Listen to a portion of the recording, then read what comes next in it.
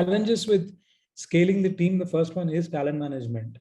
I think, right from having a stage appropriate recruitment process, because in the early stages, I think when there are just one or two founders, both of them just have a call, and then one guy, or the girl basically calls the other one and says, "Arey maza aaya, le lete." But honestly, when that process goes to 50, even then, you need a certain level of recruitment process quality to make sure that you're distilling good from bad instead of letting just the hiring manager have a vested interest. And if they like them, they like the candidate, they just go off and say, "Chalo, I like this person, so I'm going to go ahead. Do you have any problems?"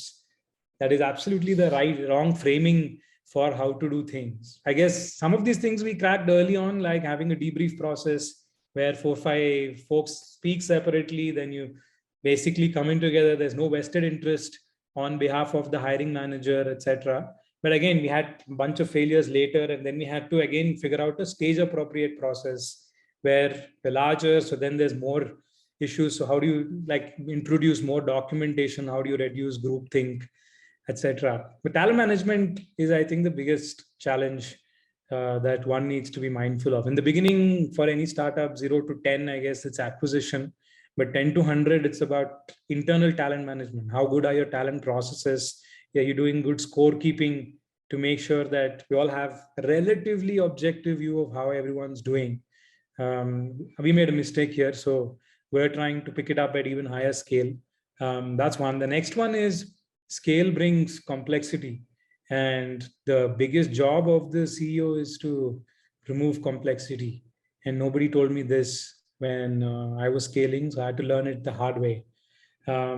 Because we kept hiring a bunch of smart people because we always had access to talent. And then I just assumed hire a bunch of smart people and don't tell them what to do is like good advice.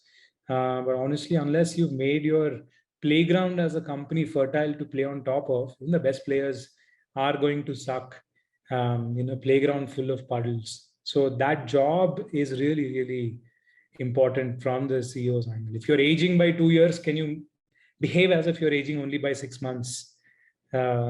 Is already defying gravity. That's an area I used to get peeved by earlier, but I take a lot of excitement in nowadays.